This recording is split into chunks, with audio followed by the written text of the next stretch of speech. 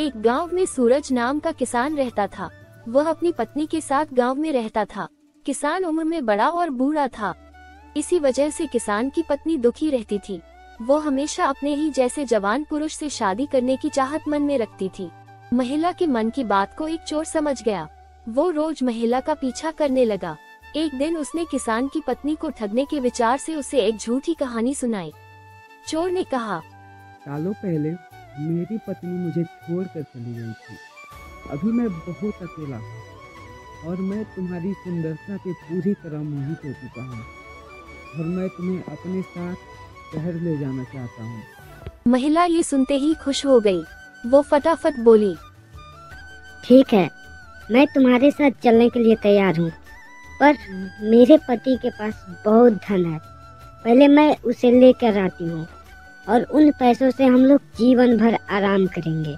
ये सुनकर चोर ने कहा कि ठीक है, तुम जाओ और लौट कर तुम इसी जगह वापस आना। मैं तुम्हारा इंतजार करूंगा। स्त्री घर पहुंची तो देखा कि पति गहरी नींद में था।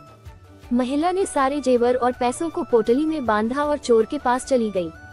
किसान की पत्नी को आते देखकर चोर के मन में हुआ, अब मैं बहुत जल्दी धनवान बनने वाला हूँ। बस अब इस महिला से पीछा छुड़ाने की तरकीब निकालनी होगी। तभी किसान की पत्नी चोर के पास पहुंची। उसके पहुंचते ही दोनों दूसरे शहर की ओर निकल गए। कुछ दूर चलने के बाद रास्ते में एक नदी मिली। नदी को देखते ही चोर को एक तरकीब सूझ गई। वह महिला से बोला, देखो, यह नदी बहुत गहरी है, लेकिन मैं तुम्हें इसे पार कराऊंगा। इससे पहले मैं ये पोटली नदी के उस पार रख करके आऊंगा और फिर तुम्हें वापस लेकर जाऊंगा।